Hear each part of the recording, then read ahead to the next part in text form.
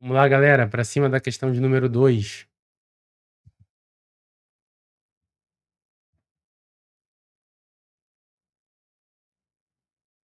Assinale a alternativa incorreta segundo o que dispõe o decreto 27427 de 2000. Então ele quer a incorreta. Nos casos em que houver excesso de bagagem, as empresas de transporte rodoviário de passageiros emitirão o CTE para cobertar o transporte de bagagem. Beleza, vamos lá. Falando em excesso de bagagem, emissão de TCE. TCE, olha só. CTE para cobertar o transporte de bagagem. Tá. CTE, conhecimento de transporte eletrônico, é para carga. Bagagem é carga, né? A empresa de transporte de passageiro. Passageiro não é, conhecimento de transporte, é o bilhete lá que a gente viu, né? Mas a gente está falando aqui no caso de excesso de bagagem.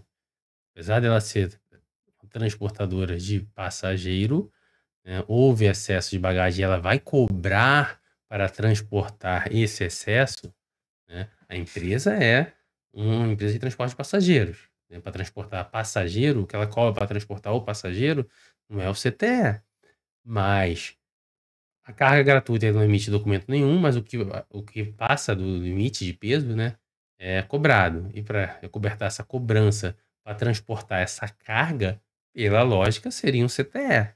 Vamos ver o que diz a legislação?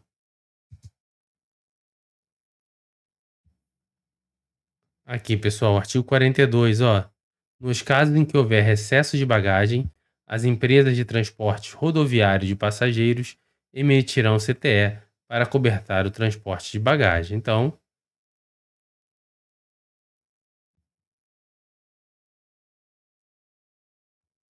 alternativa A, verdadeira, né?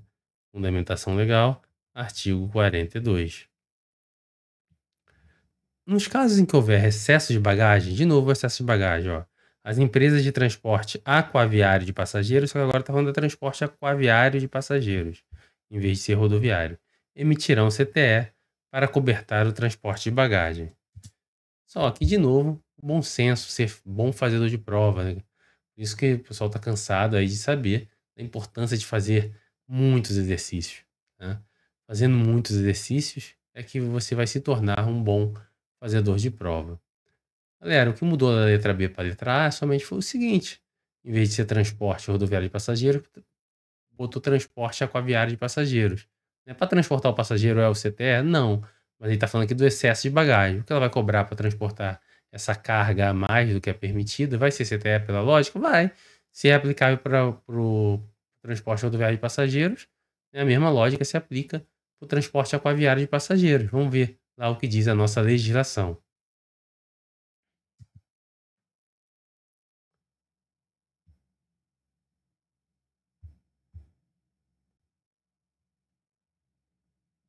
Artigo 48.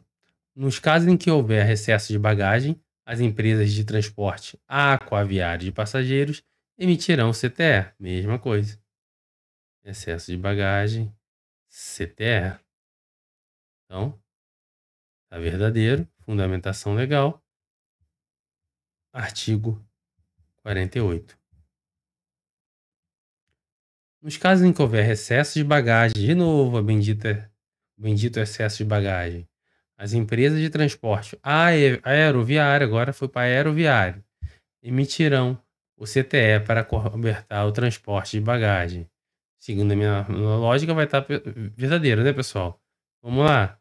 No artigo 52, aqui, ó. Nos casos em que houver excesso de bagagem, as empresas de transporte aeroviário emitirão CTE. Excesso de bagagem, emissão de CTE para cobertar o transporte de da bagagem. Então, tá verdadeiro. Fundamentação legal. Artigo 52. Letra D. Nos casos em que houver excesso de bagagem, as empresas de transporte ferroviário de passageiros emitirão CTE para cobertar o transporte de bagagem. Lógico que vai estar verdadeiro, né, pessoal? A lógica é a mesma, só que agora é o transporte ferroviário. A lógica é, você vai transportar carga e vai cobrar, é CTE, independente da atividade principal do contribuinte. Nos casos em que houver excesso de bagagem, as empresas de transporte ferroviário de passageiros emitirão o CTE para cobertar o transporte da bagagem. Então, mesma coisa, excesso de bagagem, emissão de CTE. Tá verdadeiro, a fundamentação legal é o artigo 57.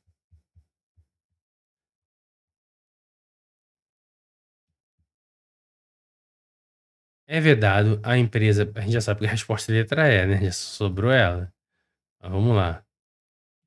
É vedado à empresa prestadora de serviço de transporte rodoviário, intermunicipal, interestadual e internacional de passageiros, então, transporte rodoviário de passageiros, manter inscrição única.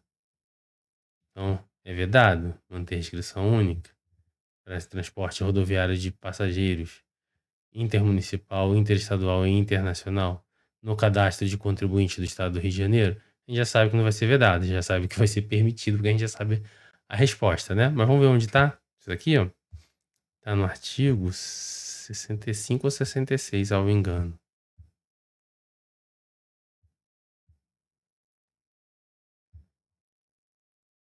No 66, ó.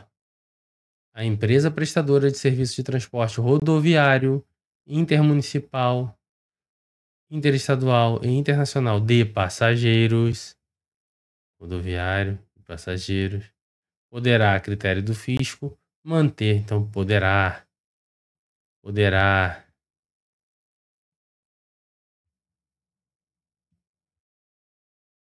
manter inscrição única. Então não é vedado, fundamentação legal está falsa, é a fundamentação legal, é o artigo 66.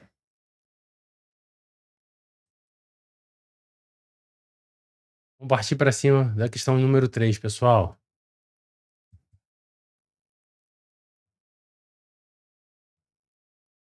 Analise as afirmativas abaixo e assinale, botou um E, né? E assinale a alternativa correta, então ele quer a correta, segundo o que dispõe o decreto 27427 de 2000. O conhecimento de transporte eletrônico, modelo 57, é o documento emitido e armazenado eletronicamente de existência física e digital. Opa! Pessoal, falou que o documento eletrônico seja conhecimento de transporte eletrônico, seja nota fiscal ao consumidor final eletrônica, seja manifesto eletrônico, manifesto de documento fiscal eletrônico, tá? Nota fiscal energia elétrica eletrônicos, ou termo eletrônico, a existência é somente digital. Tá? O DANF ali, né? Documentos auxiliares que estão em papel, é simplesmente para auxiliar a checagem pelo fisco, né? Uma barreira fiscal, por exemplo. Mas a existência do documento em si, documento auxiliar, não é o documento em si.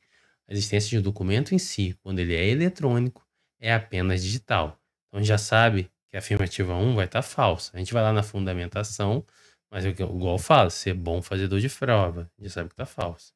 Com o intuito de documentar prestações de serviço de transporte de carga, beleza. CTE é realmente para documentar transporte de carga, igual a gente falou naquela questão lá de excesso de bagagem. Mas a existência dele é só digital. A gente vai ver isso lá no artigo 74 ou 74A ou B. Quer ver? 74 está revogado. Não. Aqui, ó. Beleza. O conhecimento de transporte eletrônico, modelo 57, perfeito. É o documento emitido e armazenado eletronicamente, de existência apenas digital.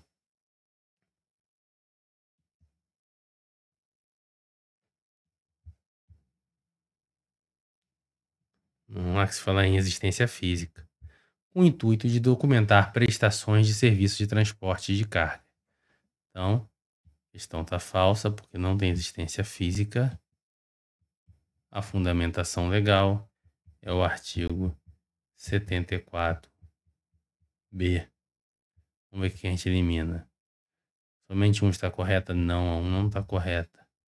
1 e 3 correta? Não. Então, olha, já caiu para 3 opções. A validade jurídica do conhecimento de transporte eletrônico é garantida pela assinatura digital do emitente, sendo sua autorização de uso concedida pela administração tributária após a ocorrência do fato gerador. Após, pessoal. Não, né? Aí eu falo, gente, tem que ser bom fazedor de prova mesmo. Antes do fato gerador, né? Tem que ser emitido documento fiscal. E ele só é emitido após autorização aí da Cefaz competente, né? Então, se o fato gerador vai ser, né, vai surgir já com o documento emitido. Então, a autorização da Cefaz não pode ser após o fato gerador, visto que a autorização é anterior à própria emissão do documento, né? Documento válido. Então, já pela lógica, a gente já sabe que está falso, tá? A gente vai lá na fundamentação agora. Isso daqui tá aqui, ó. Parágrafo 1º do artigo 74b. A validade jurídica do documento a que se refere este artigo é garantida pela assinatura digital. Perfeito. Validade jurídica, assinatura digital. Isso está lá.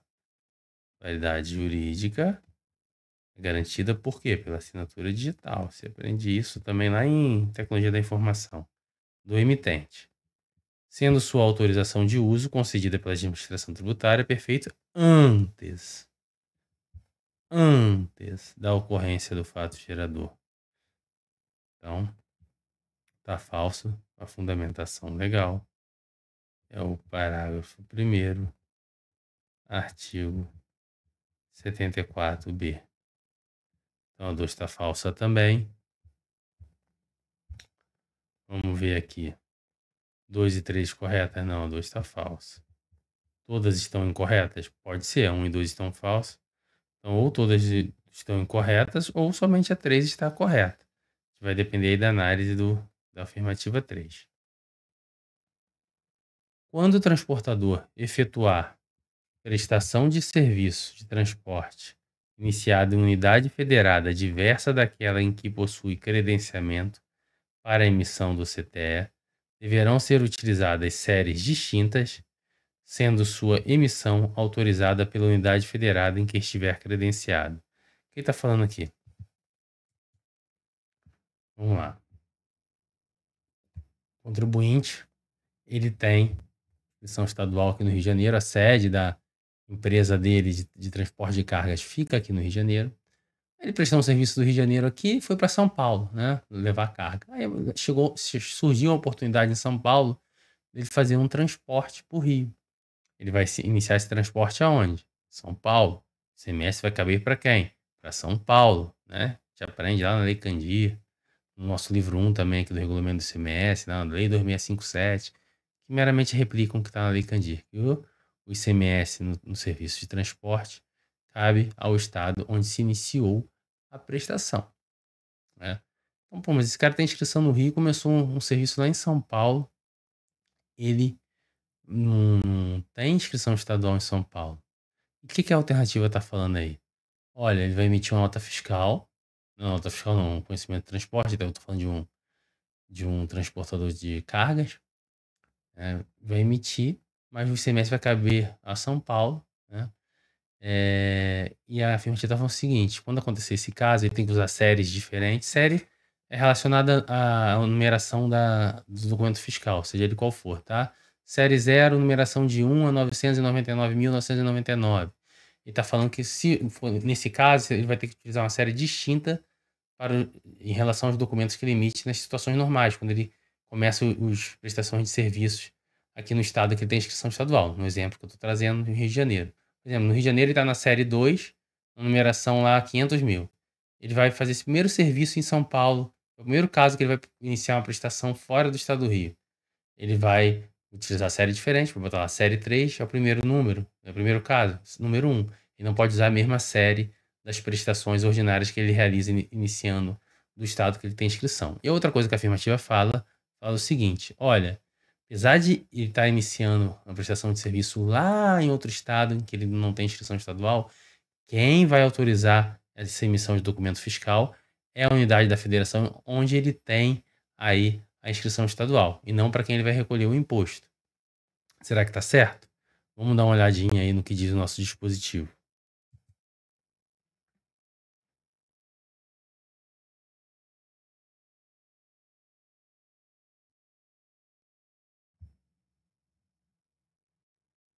O contribuinte credenciado deverá solicitar concessão de autorização de uso do CTE mediante transmissão do arquivo digital do documento via internet por meio de protocolo de segurança ou criptografia com utilização de software emissor. Isso aqui está falando da autorização antes do, da emissão, né? Que a Cefaz tem que autorizar. Aí vem a situação, olha o parágrafo único. Quando o transportador efetuar prestação de serviço de transporte iniciada em unidade federada diversa daquela em que possui credenciamento para emissão do CTE, é o caso da afirmativa, deverão ser utilizadas séries distintas, perfeito, séries são diferentes, sendo sua emissão autorizada pela unidade federada em que estiver credenciado, perfeito, e não, né, no caso aí do estado onde ele vai iniciar a prestação. Ele tem que ser autorizado sempre pelo estado onde está credenciado. Tá? Então a afirmativa está correta, tá? Pela unidade federada em que estiver credenciado.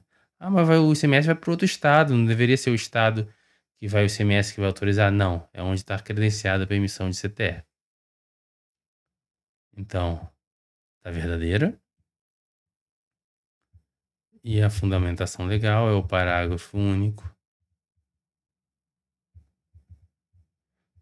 Artigo 74. Somente a 3 está correta, gabarito letra D. Galera, grande abraço, fiquem com Deus, beijo no coração.